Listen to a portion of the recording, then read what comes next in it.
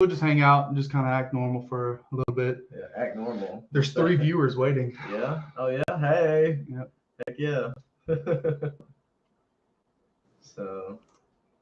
So far, it's not broadcasting. yeah. Okay, so it hadn't actually. There it goes. There it is. Yep. There it is now. All righty. Cool. Sweet. Yeah. And we are live. Yeah. Yeah. It looks like we've got 3 people that are in the waiting room. If you guys can go ahead and put down in the chat that you're here, we'd love to hear from you. Yes, See who's all here. Early birds. Yeah. We're gonna wait a little bit and give everybody a few minutes to sign on. Oh, we got 4 now. Uh-oh. Yeah. Yeah, so I actually went out this morning and took a couple buddies out to a little lake around here today, and sucker caught a 670 on a Ned rig. The sucker, he had eyes bulging out like a daggum 9-pounder. It was the craziest thing ever. Yeah. That sucker was huge. I missed it. Yeah. Of course, I couldn't have got that, something like that on. Just one. At that point, I just needed one fish. Yeah. 670 would have got like 20th place. What on Ouachita? Yeah, on the Call English side, one fish for 670 would have got. Wow. Yeah, it was pretty tight. It's 17 pounds, and I believe it's 12, Mm-hmm. and then 11, 10, and then it kind of had a couple of 10s, but it was still, one of them deals. What's up, Natural State Fishing? What's up, man? Hey, yep. Those are actually, you remember the couple that I was sitting there talking to whenever they were figuring everything out for the places? Yeah, Natural State Fishing. Thanks for watching, guys.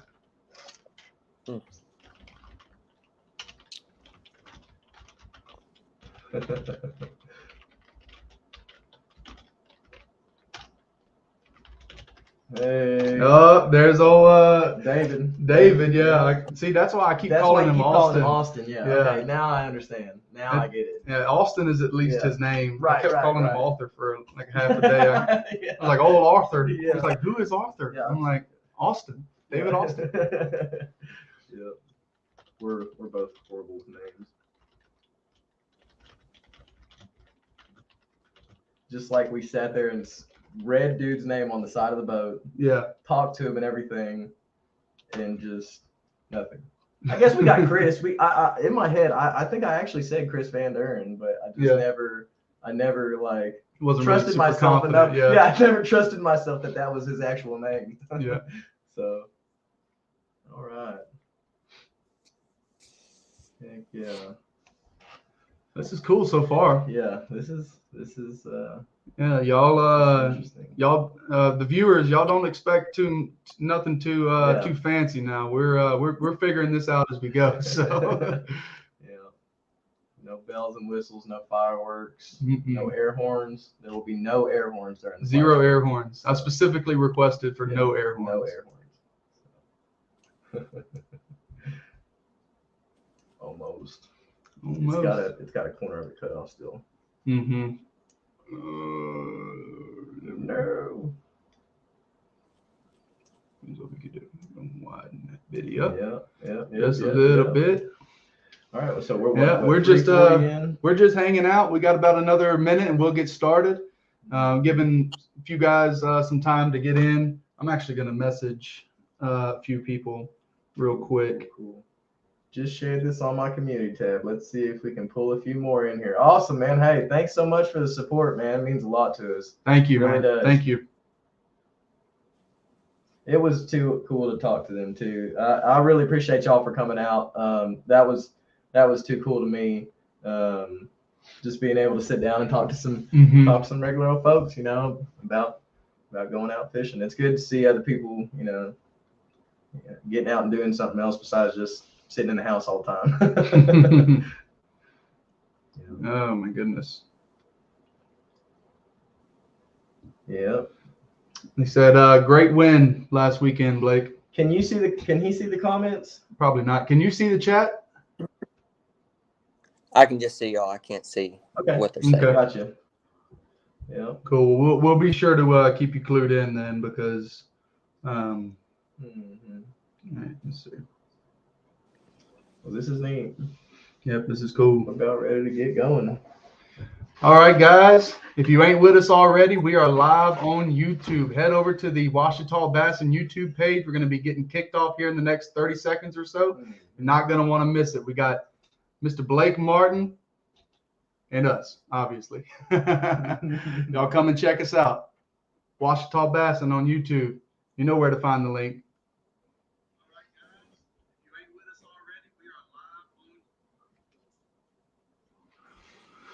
All right. Yep.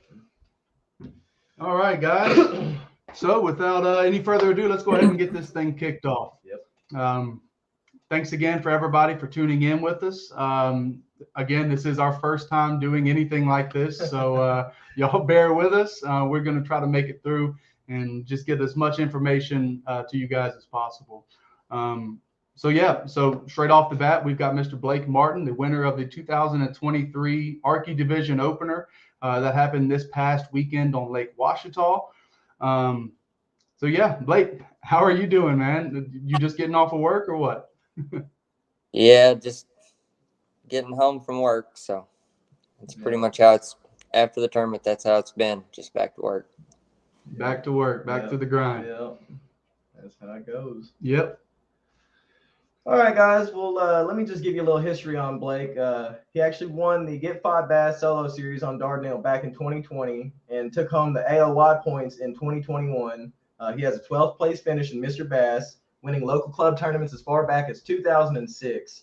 And here over the last year, he's brought home right under $6,000 in tournament winnings on the Arkie BFL in only 3 events. He may be too humble to say this, but this guy is definitely a hammer. So here we're fixing to get to the real juice now, though. Yep. All right. So the first question we have for you, and before we do the first question, anybody that is currently watching, if you're watching this pre-recorded and you're watching this after the fact, we won't be able to do any questions for you guys, obviously. But if anybody's in the chat and you want to ask Blake a question specifically that maybe we don't cover, if you'll put it in the chat, we will actually bring that up after we're done with this whole thing. So if you have any additional questions, go ahead and put them in the chat and we'll get to them just as soon as we can. So first off, Blake, tell me, what end of the lake did you do all this damage last week? Well, I caught most of my fish in the tournament. Well, I caught all my fish in the tournament in the river. I covered, I don't know, probably 4 or 5 miles. Just key little banks, key little pockets that I had found them in. Yeah. So when you say up in the river, you're talking about up towards Highway 27. Is that what that is? Yeah. Yes. Yeah. Okay. Yeah. So, man, hey, everybody's out like 20, 30, 40 foot of water throwing A-rigs on brush piles and 8 to 10 foot of visibility. What made you go up there? You know, what made you want to go up there this time of the year? Well, to be honest, that's where I thought it would be one in the, the clear water grass. That was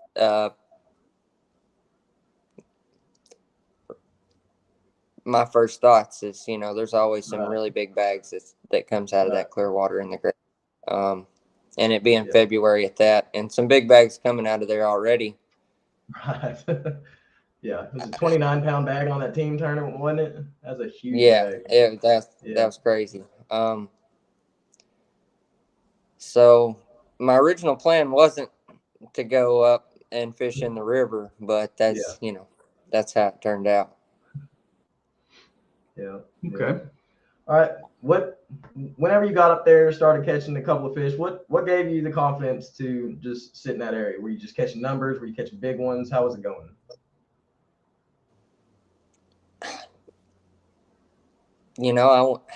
I went in hoping that I could catch, them. Right. One way. I mean, so pre-fishing, going in, I spent a full day in the clearer water, fishing some grass, and I just couldn't get it going. Yeah. I don't know what I was doing wrong. Obviously, I was doing something wrong because there's still a lot of people that caught them. But Right. I scrapped that and went to where I'm comfortable. I'm from, most people know I'm from Dardanelle, so I fished Lake Dardanelle my whole life, and Right. I'm comfortable with the muddy water. So that's why I went back. Yeah. I don't know. Go ahead. I was gonna say, well, you sound about like us. Then you comfortable in that muddy, stained, dirty water. That's what you look for, huh? The dirtier the better, really. I know how to catch a fish out of a mud puddle, but if they can see me, yeah. Which I guess I was living on another planet that day. You know, guys, if you don't know already, I was in the back of the boat and did everything but skunk. You know, I caught two little keepers in behind this guy, and I mean, he was on them. He had something figured out. He had it dialed in that day. It was something else to watch. So, what water depth range were you looking for? Was it anything in particular, or were you more just that entire area, whether it was 5 feet or even if it was 20 feet right off of the bank? Were you looking for a specific depth range, or were you just basically running as much of that river as you could? No, I mean, I kind of figured out that they were way shallower than I thought they would be. Originally, I thought they would be in, it was warm the week before. So I thought that would pull more fish up than there was the previous week. But, I thought maybe the 5 to 8 foot of water on the transition banks, that was my original thoughts. And I ran a lot of that practicing it at first, throwing on the steeper banks, I'd throw, an A-rig or, a flat-sided crankbait or a lipless crankbait or something like that, and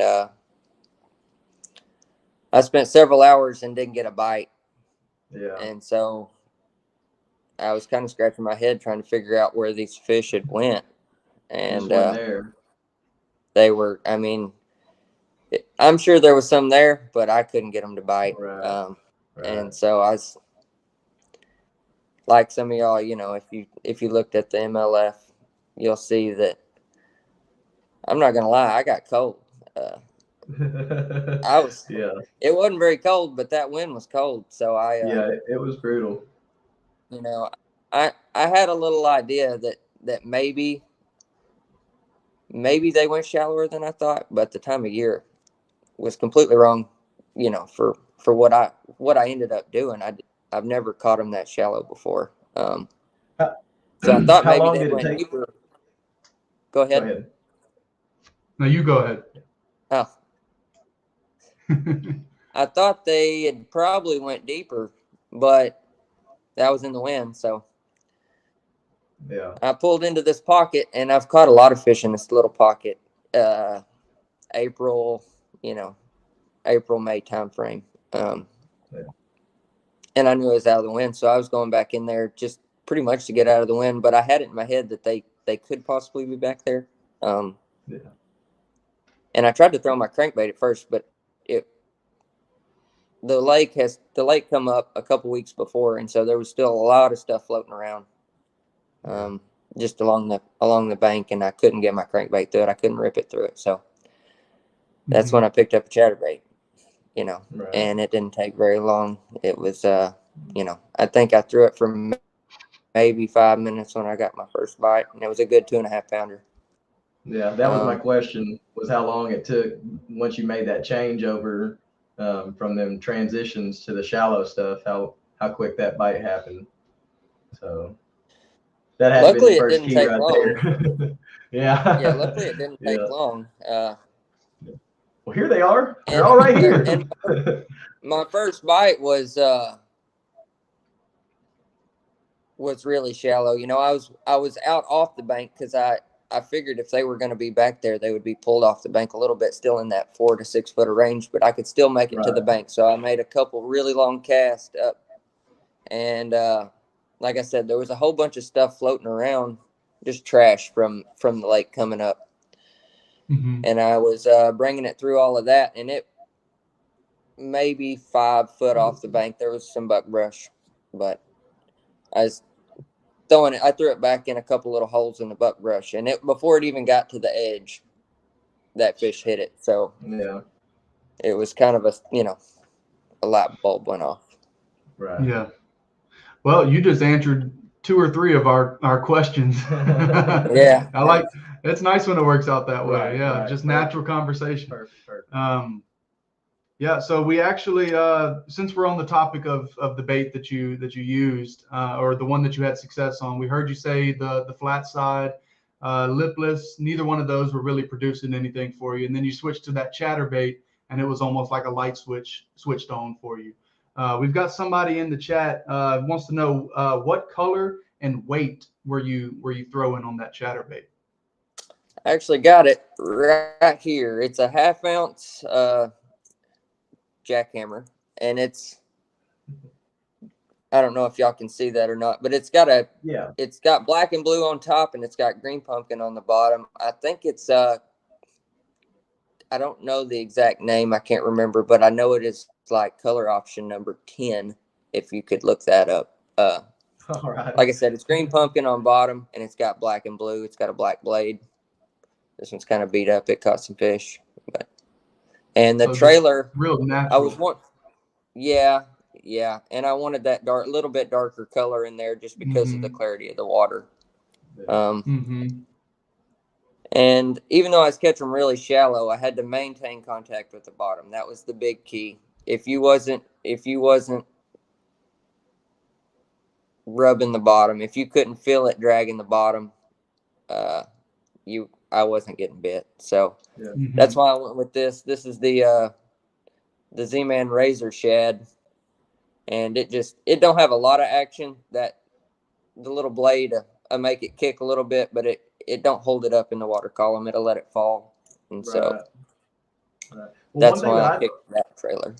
One thing that I thought was interesting was that you took that darker profile, skirt and paired it up with that more natural color Razor Shad, which, at least for me, it's not something that I just do a whole lot. It almost just seems natural. It's black and blue jig, throw something darker on there, or whatever, or green pumpkin or whatever, just a darker, I think that really gave it a nice profile. And to you saying how you had to drag the bottom, I feel like I'm a testament to that because I might have been a little jittery that day and moving a little bit too quick, and probably wasn't getting down there as good as you was getting down there on them. So, and because I'm telling you, I don't know what it was, but I was sitting there fishing just about the same thing behind him, and he's putting them in the boat, and I was scratching my head wondering what's going on. So, one of them deals.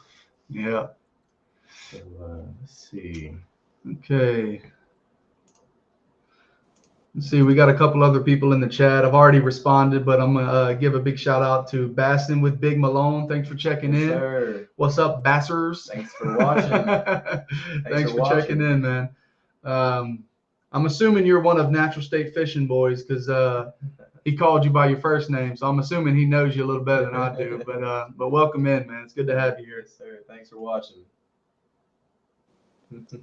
Man, look at Natural State Fishing running the chat for us, dude. I swear. Running the chat. Spunk Shad trailers on my chat, but yeah, the Spunk Shads are real good. For sure, they give it, allow it for that real darting action. That Razor Shad, I believe, didn't have any restricting motion on it. So, like he said, it helped it get it deeper, and then on top of that, it didn't have any like a paddle tail, I guess is what I'm trying to say. It just had that tail back there with that paddle tail. Sometimes with that blade shaking around, it just doesn't let it kind of dart around, which oftentimes is what results in a fish hitting it. So yeah, those Spunk Shads are definitely real good too, though. They have a real nice slender tail profile on the back end of them. So, yep. Okay. You talked a little bit about this earlier, but you talked that you went and looked in some little bit cleaner water before I think you said in your practice you were running some grass and stuff like that and really wasn't able to put it together.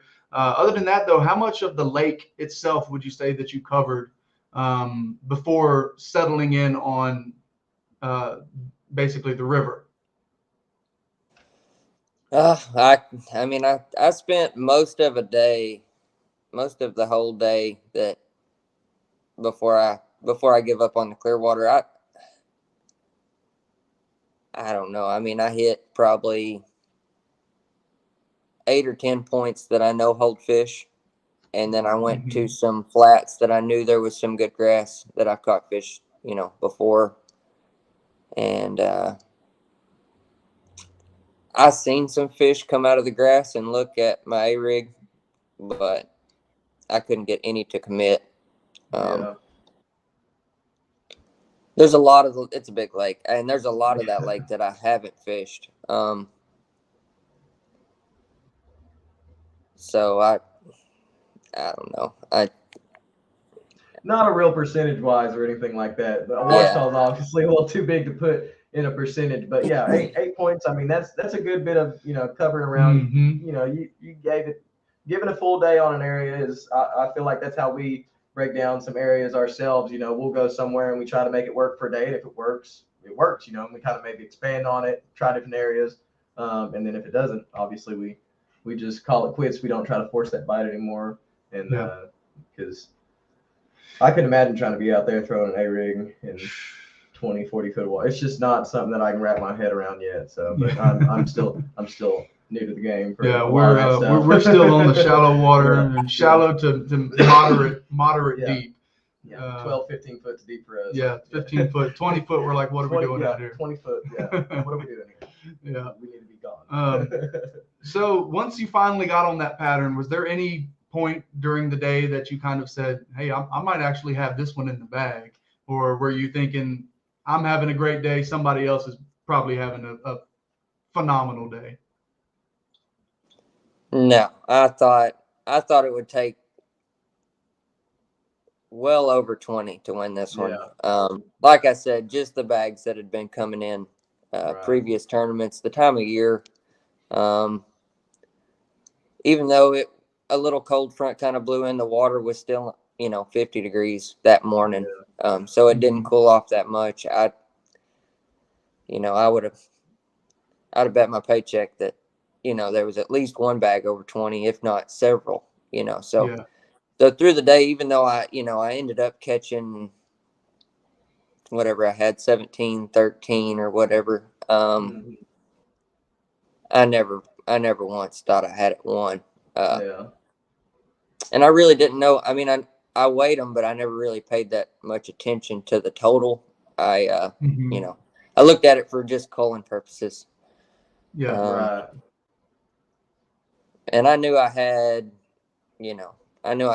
a decent, bag of fish, but you definitely never let up the throttle on searching for that one more fish. I mean, you moved around. He was looking for that other big one. I saw the just a little snippet of y'all's run back, and you had like 18 minutes to make it, and it was a 20-minute drive, and you made it in 12 minutes. Cooking. Pushing it to the absolute limit. I normally don't come in at the last second, and I normally give myself at least 5 or 10 minutes extra. If something bad happens, you ain't gonna make it back with an extra 10 minutes. But I just, I don't know. He caught one on the last cast. I had already put my pole down, so I thought he was joking. It would have been a joke almost at that point, how the day was going. It was so weird, and that was the only thing that I could get, that I actually did get bites on.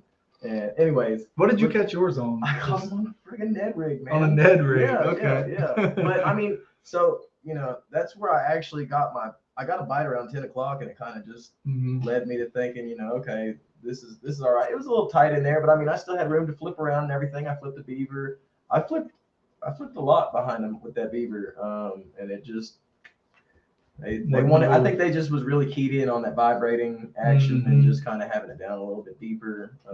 They was ready to chase something. Yeah. So yeah. So what about the ones that got away? Yeah. The ones that were. Yeah. So close to being a different conversation. A lot of people, a lot of people think, man, you caught almost 18 pounds, you had a good day. But really, I was falling apart. I'm not gonna lie. I could not keep a bass. I mean, obviously I caught some, but right. The first couple hours was a little rough. The first couple hours was a little rough. Yeah, right off the bat, I had one hit it and run under the boat, come off, and it wasn't 5 minutes later. As soon as it hit the water, one hit it, and freight train. When I jerked, I never connected with the fish, and it ran into a log that was floating in the bank, and the whole fish come out of the water before I even caught up to it, and my chatterbait flew out of its mouth while it was flopping around. It was at least a 4. Yeah, it was. It looked bigger than the one I caught right after that, probably 10 minutes after that, and that one ended up being a 430. Yeah, 435. Yeah, it ended up being over a 4. So yeah, I never really let that one go. That's something I got to get better at is putting the past behind me. Well, hey, it just makes you to where you. Yeah, it makes you to where you make sure you don't lose them the next time. Yeah, I mean, I've focused a lot on the little details that help you not lose fish. I don't want to get into them. It's just a lot of dumb stuff, and probably most of it's confidence. Things that I do just for that I think helps maybe, but yeah, I don't know. I don't do very good once I lose one. Yeah. Well, hey, and that's that. You still really actually handled yourself well, because I do have it on camera, and you got a little upset, but I didn't throw stuff. You didn't even curse. You didn't sling nothing around. You didn't throw a pouty fit. You put your head back down and you made that next cast. And I will tell you, that one that he's saying got off, man, he threw it up there, and I was Johnny on the spot. I will say the one thing that I did good that day was work that net. So I was Johnny on the spot because he caught one that pretty early in the morning that I was like, he's probably gonna start catching a couple more. Mm-hmm. So I was just sitting there, listening for that whip to crack, and he threw in there, and it was more just commotion that I heard that made me turn around. And by the time I turned around, I seen his line just shoot from off this point about 20 feet, if not. I mean, just the fastest I ever saw a fish move in like this much water, So it just rams into a little brush pile sticking out, and he's gone. And I'm like, oh my goodness, this is. What did your big fish of the day end up weighing? Was it that 435 or? No, that one I caught later in the day ended up being a 5 on my scales. My scales normally weigh just a little bit light, a couple ounces light, but it was 5. I'd have to look at the scales. I haven't cleared them yet, but it's like a 530 something. So a little over 5 1/4. He may have been closer to 5 1/2. Yeah. Nice, solid fish. And it's crazy because, so I do a lot of, even before I even go to a lake, I live on my Onyx, my Google Earth, and a lot of that, the lake is down. So I studied my maps a lot, and in this spot you can see there is a giant tree that's laying on the bottom, and it's been there for several years. But pre-fishing, I went into that little pocket where I caught the big one, and it's a little bitty pocket, but in the back of it, it gets really shallow. Like the middle of it's maybe 5 foot deep. And I was throwing way up in the stuff that was floating around and caught a couple. I generally catch 2 and leave. And I caught 2 pretty quick back there. And then I caught one right before I got out of there. And while I was on my way out, after I'd caught those 2 and was leaving, I I seen that log is laying out there, and it's probably 20 or 30 foot long. It's a tree, but all it is the trunk of it left. But it's on like a little hump, and the hump on top of the hump was only about 3, maybe 4 foot deep. And while I was going out, I seen 3 or 4 big fish sitting on that. Yeah. And I really didn't throw to them. I threw to them just to see if they would look at my bait on live scope, and they turned and looked at it, and I reeled it in. And then in the tournament, we were going through we started in that little pocket, and I told you, I said over here there's a little hump over here, and I seen some big ones, but I didn't I didn't catch them. And chase you to the boat. Yeah, first cast in there is when it went over that little log, and as soon as it went over that little log, I give it a good little pop, and I wasn't even really looking at it on my live scope. But he had his back. He had the pole crack as far as it'll go, but I knew it was a big one whenever I looked at him and he was up on his toes with his back arched, I mean, just putting every last bit of pressure he could on this fish, and he's reeling it in, and you hear him say, "Please get in that net, baby." And I scoop it up. We do our little celebration and all. Man, yeah. It was definitely so different to be there and watch it unfold and to actually see it happen. It was something else. Meshing together, yeah. It was something else.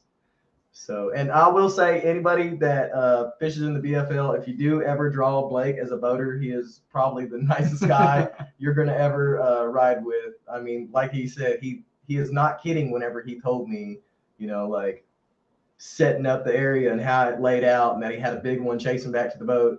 I mean, maybe if I'd have bombed the cast over there, whatever, but I mean, he was basically, not one of them guys that's going to put you right up against the wall. He's like, there's a little bit of brush here, the rock changes here, just good little tips, good dude, guys. So if you ever draw Blake, know you're going to have a good day. Yep. You're going to learn how to catch the fish too, if you don't know, like old James. So I don't always catch them.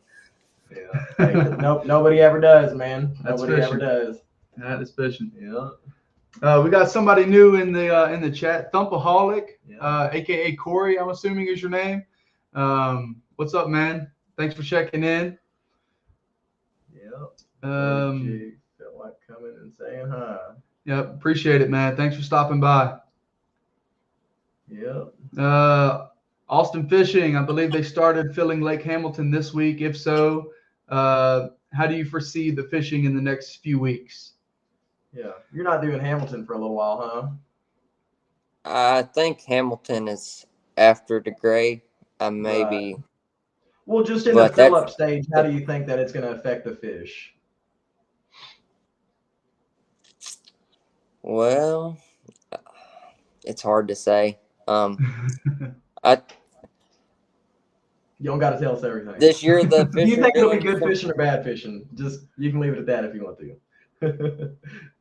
Man, I think the fish are going to follow the water. Fish are doing everything. I mean, I'm not going to lie. Everything's happening fast this year. Fast. So, yeah. I'm not saying that we ain't going to have that March snowstorm. It's happened in the past, and then it kind of knocks everything in the head. But man, I think they're going to be following that water up in the stuff. Right. Yeah. That's what I would say too. I would think that they're going to follow that water, and every bush, every tree branch that has been on dry land is going to be now in the water. And all those critters, all those crawfish that's been hunkered down all winter, I think they're going to start coming out to play. For sure. And I don't see why the bass wouldn't follow the water. So I definitely agree with you there. I've had people ask, or people say, when did the fish start moving shallow? And I'm a firm believer that there is a population of fish that stays shallow. Yeah. As long as they've got the right water temperature and forage and some structure to hold to, they'll stay shallow. Yeah. And I mean, and clearly, I mean, this past weekend proved that, because I mean, when everybody else was fishing, 20 foot plus, off in the deep, clear water where they should be at, you were catching them in some dirty, shallow back pockets, sheltered from the wind, on a moving chatterbait. So I mean, that just goes to show you, not every bass fishing, and especially, is not a set, one set way. No rules. Yeah, nothing is set in stone. No rules. We've seen some people, several boats actually. There wasn't a whole lot of people in the river, but a few people that we did go by. I seen several of them throwing chatterbaits too. I just don't think, I don't think they were throwing it shallow enough. I could see them throwing it to the edge of the buckbrush. Yeah. Mm-hmm. But I never seen them trying to skip it back up in the buckbrush or throwing it way back up in the holes. Several of the fish I caught had the bait before I even clicked the button. I would start to pull up and they would be there. Wow. So and some of the places that I caught fish didn't have buckbrush, but they were like that big one that got away. It was on there before I ever even caught up to it. And I was throwing and hitting. If I could throw it to the bank, I was throwing it. On the bank. So. Right. Yeah. You were putting it. You're putting it up there. That's for sure. What's up, Nate?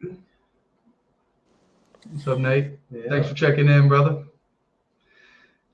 Yeah, it seems the chat agrees with us too. There is definitely a population of shallow fish, and sometimes it just comes down to, like you said, people not wanting to skip up under there into that buckbrush and really go hunting for them. Right. I'll tell you what I'm doing. I'm looking for a shallow water bite.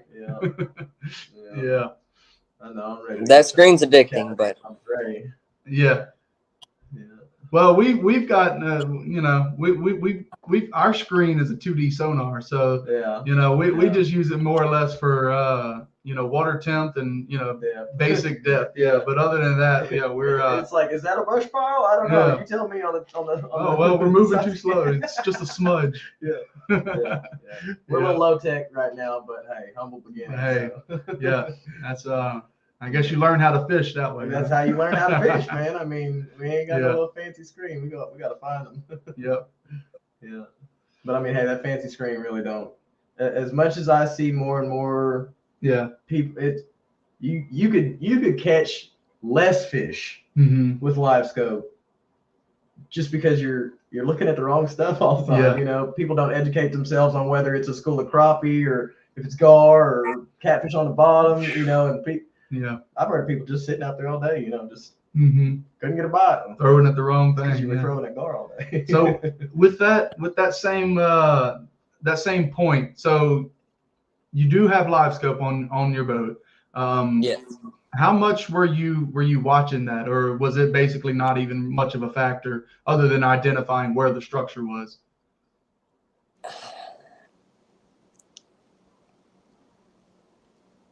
I'm so used to live scope. Even if I'm not looking for fish, I don't know. For me, it was a game changer. Even if I'm not in 20 foot of water or 10 foot of water, even if I'm not sitting there looking for a fish and throwing to it, right. Man, it shows me everything. So exactly. Yeah. If I don't have my live scope, I feel naked. Like I'm missing something now. I hadn't had it that long. I've had it for a couple years, but man, it makes it a lot easier. It's only really been out for a couple years, and you've been winning them back since as early as 2006. So you had plenty of time to learn how to fish before getting that one extra tool. That's like, just because you have a hammer doesn't mean you can build a house, right? You gotta know how to use it. I've caught a lot of bass in a boat without a graph, for sure. I've caught a lot more bass in a boat without a graph than a boat with one. So I'm not saying that you can't. a lot of times, like you said, a lot of times there's no telling how much time I've spent chasing a fish that's never going to bite my bait, Yeah. Even if I know it's a bass, I don't know. I mean, I've probably hit 1,000 drum on the head thinking it was a bass, Right. And then I've chased a bass around for 10 minutes, out in the middle of nowhere and wasted 10 minutes. Yeah, so that's for sure. Yeah. I one thing that I think that we'll like out of it a lot is, kind of how I saw you that day. I think I only maybe seen him cast at, I could probably count on one hand how many fish I actually seen him, and it was just kind of like he was scanning around and turned his trolling motor out and just saw something over there and was like, oh, there's a fish, but I think what's really going to be beneficial, instead of just trying to sit there and scope them just strictly on a scope all day, is just like kind of like he was doing, just moving the head of that trolling motor, seeing what's down there, seeing that pile and being like, okay, there's a pile X amount of feet out, make a cast on it, and it's just whenever you can only see that edge of the water level, it really kind of depends on your imagination about how much you can see below that without live scope or sonar. I mean, you can still kind of look at the bank, the rock and everything and your depth and kind of have an idea of it, but that live scope is definitely a tool that we're going to try to invest in as soon as possible. as soon as it's feasible. Yeah, as soon as it's $200, we're gonna grab it. So never. Yeah. Yeah, right. As soon as somebody upgrades and wants to donate one. For sure. I'll buy the black box. I'll buy that $150, $200 black box, however much that is. Yeah. So, Blake, how many tournaments do you plan on fishing this year?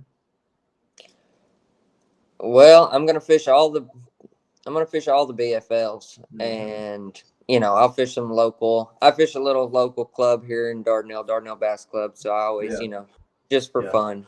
Yeah.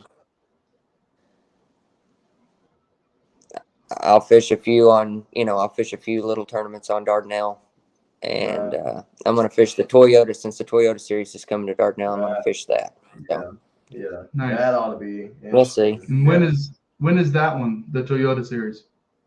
I think it's April. It's the first of April. I think it may be the 5th, 6th, and 7th. Maybe it's the 4th, 5th, and 6th, something like that. I know it's in the middle of the week. It's a 3-dayer. Yeah. That ought to be a good time. Definitely gonna be rooting for you, man. Definitely Yep. throughout the whole year, man. Yeah. Anytime I see Blake Martin, I'm like, yep, I'm rooting for him now. Yeah. So you go ahead. I said, don't root too loud. You may be disappointed. It's all right. Blake's too humble, guys. Blake's too humble. Real humble guy. Yeah. And all the conversation that we've had so far, he's definitely a no, man, not me. But in reality, not me. Not me. Yeah. Yes, sir. Well, I think we got a lot of big things we can hopefully see come out of Mr. Blake Martin here in the future. Doesn't sound like you're going to be stopping anytime soon, so I hope to be seeing a lot of great things out of you, man. Yep. Yeah, I appreciate you being a gracious boater that day. That definitely is another testament. Anybody can be nice, but it's a whole nother thing whenever you can share a little bit of casting room. Yeah, a little bit of casting room, a little bit of knowledge, a whole lot of knowledge from what I heard. Yeah, a whole lot. Yeah. That's big. A lot of guys are real hush. Yeah. So we appreciate you, man. Yeah. I appreciate y'all. It was a fun tournament, so Yeah, for sure. I enjoyed it. I had, even though I was, thought I was losing all day long, I still had a pretty good time. So I enjoyed it. Sure. Yeah, that's for sure. Yeah. So is there anybody that you want to shout out that, is just there for you, supports you, maybe calls you while you're on the water or anything like that, gives you a little go get them? You heard my wife's inspirational speech, I think it helps me, but I'll just tell everybody, the inspirational speech of how bad I suck at fishing. I get that. if it's taking her too long, I generally try to give her a call. That way she'll, I can generally catch a fish after she tells me I suck. So for sure. I kind of look forward to it, Yeah. And I guess I'll give a shout out to my dad. He's the one that started, got me fishing, and I fished, since I was a little kid, and he's always went with me, He's always took me when I was little, and now he goes with me, every chance he gets. So that's what it's about. That's what it's about. Your dad seemed like a really, really great guy. Whenever I sat there and talked to him a decent little bit. He's a real good guy. So he's all right. He's all right. He said, "Now, Dad, don't get no. Dad ain't all right." Yeah, no, Dad ain't all right. I want to share the video of the weigh-in where it announces your total weight, and I believe the guy says we got a new leader. Mm-hmm. So we'll let's see if we can pull that up. If you listen to in the background too, it's the guy that's actually dumping the fish out of the bag that you're hearing. He's like, holy cow, he's in the lead now. Let's see. Yeah, I heard somebody in the background like, how much was that one? Yeah. All right, let's see if it'll play. Blake Martin coming up from Dardanelle fishing on the motor side. Got a 5-bass limit.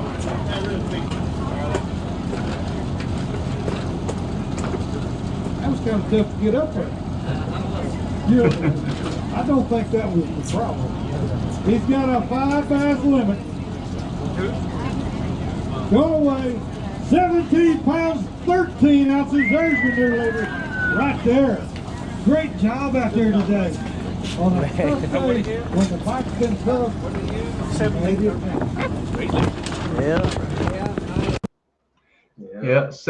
pounds, 13 ounces. Yeah. Not a bad bag at all. I will take one of those bags every tournament that we have. Yeah. 17 pounds. Yeah, getting a couple congrats in the chat. Thank you guys. Thank you guys for that. Oh, I was your 100th sub. Awesome. Yeah. So we just hit 100 subs. Yeah. Heck yeah. Yeah. Awesome, man. I said it in the chat, but yeah, OGP, thanks, man. I appreciate it. We appreciate it. Stick around. We got a lot of stuff coming in 2023. Awesome. You won't be disappointed. Yeah. And if you are, let us know. We'll try to do better. Yeah, we'll do better. I promise. Just tell us and we'll do better. Yeah. All righty. All right. Well, I think that's about all we got. Yeah. Blake, was there anything else you want to hang out for a couple minutes, see if anybody comes up with any other questions before we just jump off of here? We've bounced back and forth between 7 to 10. At one point we had 11 people in here. So if any of you guys have any questions, whether you've asked a question before or not, if you want to put that in the chat real quick, we'll hang out for another 3 to 5 minutes and just kind of see if there's anything else that maybe we didn't go into that. Yeah, man. This has been fun. Yeah. It's been fun. This wasn't bad. Yep. It's been fun engaging with the chat. It's been real fun, being able to kind of pick your brain a little bit and kind of hang back a little bit. And I found through this process, if we just wait for you, you'll spill the beans, dude. Yeah. It came in about 10, 15 minutes in, boy. He started letting out a little bit more, and it just started coming out like water then. All right, we got a question from Big Malone. He wants to know, what is your favorite style of fishing? And I'm assuming he means like power fishing, finesse fishing, that type of style. He may even mean just in general. What's your favorite style of fishing?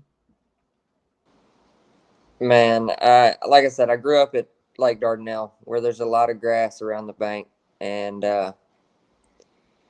if I could have one bait in my hand, it would be a swim jig. That would be it. Yeah. All right. I'm going to read that next one. Yeah. All right. So did you throw any soft plastics that day? I don't remember specifically. No, I don't think I ever never put it down. Yeah. You glued it in. I there caught pretty several good. fish. You know, I caught. I don't know how many fish I caught, but I caught enough to where. Yeah. I don't know if I had an hour without getting a bite. Maybe the last hour. Yeah. I think that last hour I probably did, but Yeah. and then maybe the first 30 or 45 minutes. But it seemed like after that, maybe It that seemed one. like in between the I don't know. morning and noon, it was a really good bite window for you to where you would pull up on spots and catch, 2 or at least multiple bites on the same spot, almost in the same exact place, And then I noticed that shortly, maybe might have been 1 o'clock, but it felt like it was maybe more around, noon, middle of the day or something like that, that it just kind of, the amount of bites had definitely, kind of tapered off. went down, and he'd still, like you said, he'd get a bite here and there, but towards the end of the day, we went back off in one cut and fished the heck out of it. And you think, what was it, probably about 3:30 we got back off in there. You think, little 3 o'clock beaters. Yeah. The last one, yeah, I was kind of surprised. I had that one that I was looking at on live scope, and he didn't hit it until it was almost out of the water. Yeah. He followed it and hit it. Yeah. Just leaned a little early. I was pulling it out of the water, but yeah. Besides that, yeah, I didn't get caught in there. That's It really surprising. looked really good though. It looked really good. I mean, it was nice. It kind of had the little shallow pockets that the river had on the side of it, and the side of them pockets, but it had rock. It actually had some depth and like 20 foot in the middle of it. But I mean, it just goes to show that whenever they're setting up in those areas, and that's where they're happy and they want to be, and they're in those areas. Yeah. It's that simple. If they don't have a reason to leave, they. Yeah. What's your go-to size on that swim jig? 3/8. 3/8. Yeah, generally a 3/8. And I keep my swim jig to where I can see it. And if my swim jig ain't where I can see it, I'm gonna be throwing something else. So. Yeah. Ain't nothing like it. Just that visual bite on that swim jig is. Yeah. I'm so ready for it. I'm so ready for it to pop off. I spent like I don't know. I spent longer than an hour. I strapped that white swim jig in my hand that day that we practiced. Whenever me and you went out there and practiced on Ouachita, I got skunked. Yeah. On the practice, and I strapped the white swim jig in my hand for about an hour. We had 55-degree water or whatever in that area, so I was like, maybe can't get a bite on nothing else. Yeah. I was just like, man, I can't wait until I can throw this sucker all day and just absolutely lean into him. Yeah, and bass fishing is the type of thing. If you wait until somebody said, "Hey, the swim jig bites on," it's already late. Yeah. But if you just keep it stuck in your hand, like with that chatterbait too, you keep that chatterbait in your hand, and if you find a bite, hey, you're able to capitalize on it before this type of stuff comes out and people are saying, "Hey, the fish are shallow," For sure. Speaking of shallow, OGP asks, he says, how deep did you catch the bass? We talked about it earlier, but just for those who maybe weren't here the entire time, how deep would you say all your fish were that you caught? Between 1 and I think probably 90% of them come between 1 and 2 foot of water. Yeah. I think that big one was I think that big one was in 4. But like I said, I wasn't watching my bait come back, and so I don't know how far he'd been following it. That tree goes all the way up and comes out of the water. So, and I threw it down. So I mean, he could have followed it 20 foot before he actually hit it. Right. So I don't know how deep he actually was, but most of the bites I got were right on the bank, like a foot of water. Wow. 1 to 2 foot of water. That is insane. If I seen 5 to 6 foot of water on the graph, I was like, oh, there's a little bit of depth here. I mean, a lot of times I was looking at that back graph and we were in 3.5, 4 feet at the back of the boat, Yeah. So, I mean, we were shallow. Yeah. If you know Ouachita, it's hard to, there's not many like that. That was the big key. If there can be a bank that's got a 45-degree slope, but you're still setting in, you may be catching fish in 3 or 4 foot of water, but you're setting in 20. You know, how many Right. banks Wow. can you find? There's not a whole lot of Right. them compared to other lakes to where Right. Yeah. you can set out 30 foot off the bank and still be in less than 10 foot of water. So, Right. Yeah. Yeah. you know, Well, that is still mind blowing to me. You know, like you said, that how there's not that many places on Ouachita to begin with, and the fact that there were so many quality fish in that zone was just that's. I'm sure that's mind blowing to a lot of people. I think we rotated 4 areas. Maybe was it 4? We didn't really rotate, but I think we moved around maybe 4 or 5 areas. yeah, 4 or 5. Yeah. That was pre-fishing. I caught them in a couple other areas, but Yeah. the way the tournament was going and how shallow they actually were, I didn't go to several because I didn't think that, you know, I thought they were probably too deep. So Right. Well, I guess this will probably be our last question right here. What was your setup for using the bladed jig as far as, you know, the action of the rod, the reel, and the line for it?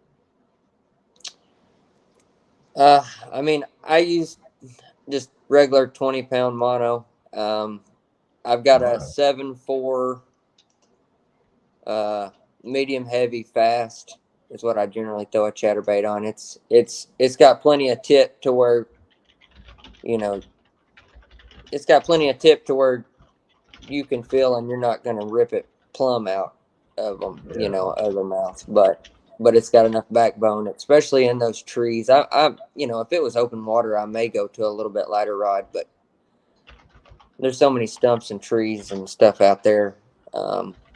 Right. I'm not going to play with them. You know, if I can skip them on their side to the boat, I'm going to do it, especially with with a chatterbait, you know. And maybe that's why I was losing so many. Maybe I was, you know, horsing them. Right. Well, and that's interesting that you say mono for a chatterbait. And I mean, like we said earlier, there's no rules in bass fishing. Line is line. And a lot of people are raised up, from what I've noticed, that just fish a lot of mono. Yeah, I didn't even know you were fishing with mono. Or do you just fish a lot of mono, or is that just strictly how you like to fish your chatterbaits? No, I do fish probably more than most with mono. I mean, hey, whatever works, man. If it's where you're comfortable at, that's all that matters, man. Yeah, I mean, I know it has a little extra stretch, but yeah,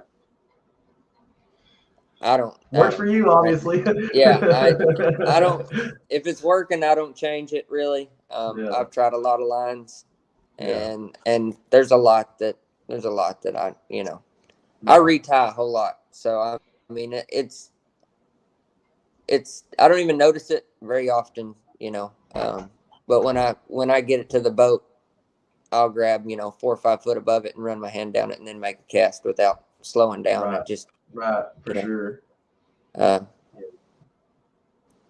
don't know, with fluoro, I seem to break off more. I don't know. I don't know. I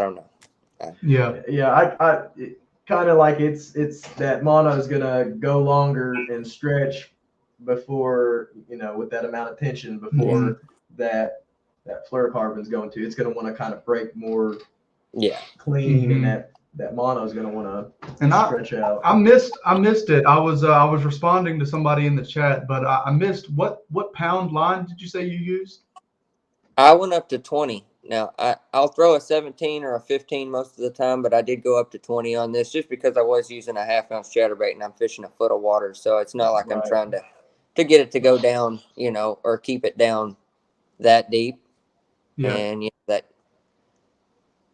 that 20, you know, it makes it to where you can't throw it, you know, you'll lose maybe a little bit on your cast, but yeah, not enough it to gives me a little more reassurance to where I wasn't going to break off. And I hadn't broke off.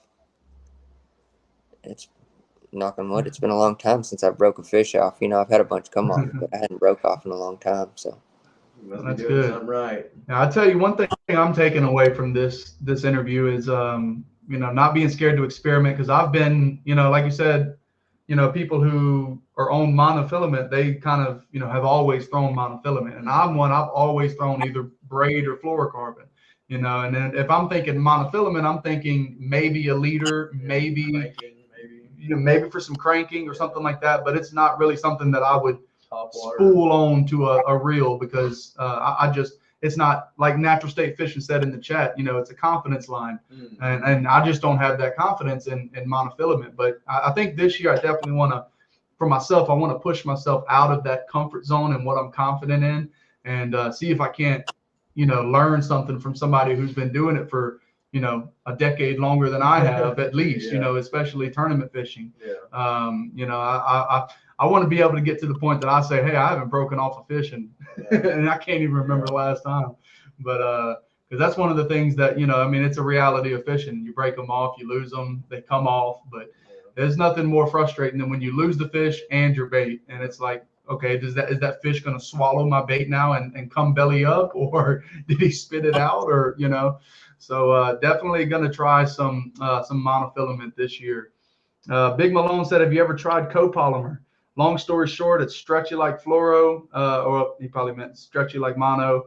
K9 makes it. I'm sure there's other brands. Have you ever thrown a copolymer? No, I don't think so. I haven't.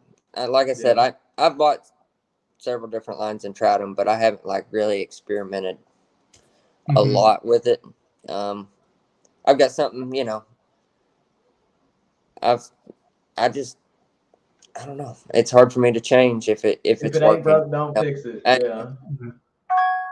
don't know. And like he was saying, I mean, confidence is, you may be doing the right thing, but if you're not confident in what you're doing, I'm telling you, it makes a difference. I'm not saying that I'm always confident. You know, I went in, I didn't know if I was going to get a bite or not. You know, I thought I was going to catch a bass in 1 foot of water, and it dropped 4 degrees, and it was what, 30? I don't know. It may have been 40 degrees and pouring down freezing.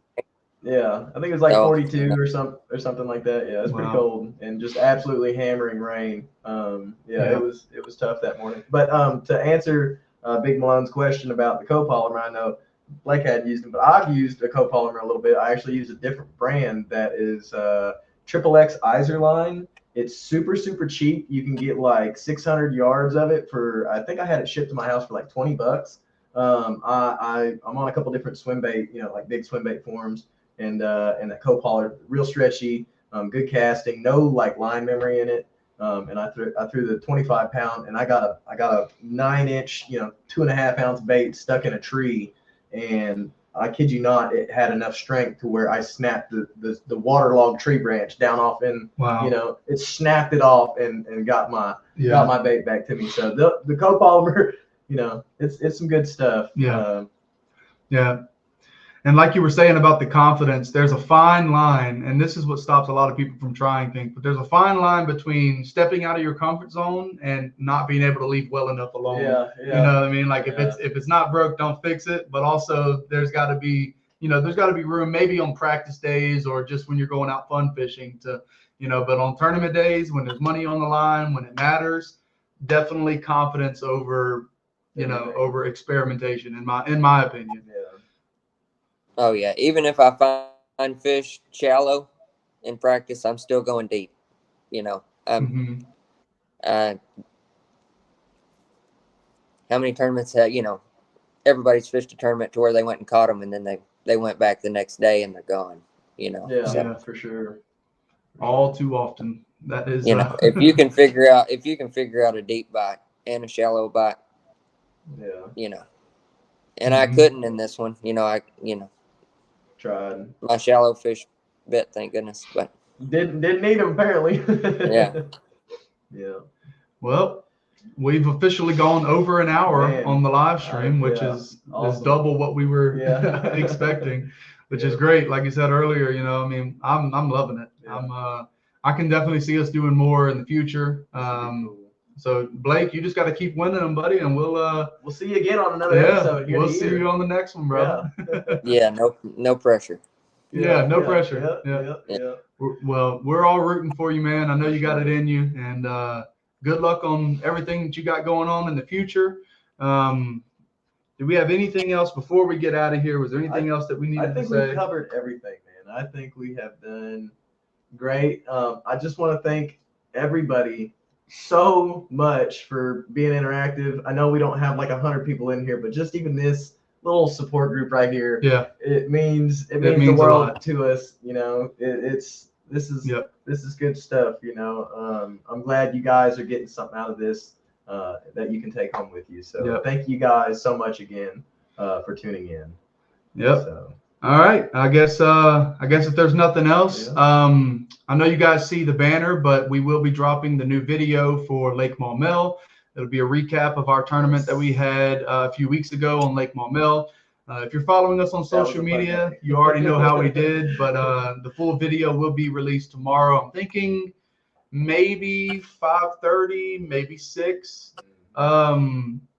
I'm still kind of debating on what time I'm going to actually schedule it to be published, but it'll be tomorrow afternoon, tomorrow evening, either right before or right after you eat dinner. So you should be sitting down when it comes out, and hopefully you're able to check it out and give us a little bit of feedback on that. I know you guys are always supportive of anything that we put out, so we appreciate you guys. And yeah, I guess if there's nothing else, Blake, you have a good night, man, and we're going to go ahead and sign off of here. Yes, sir. All right. Thank y'all guys. Thanks, Blake. You know, y'all. Nobody's ever wanted to really hear what I had to say, and I don't know if I helped. You know, anybody listening, I don't know if I helped, but if y'all got any questions, y'all just let me know or tell them, and they'll get with me. So I try to help whoever I can. Hey, thank you so much, Blake. We really appreciate you. All right. See y'all. See ya.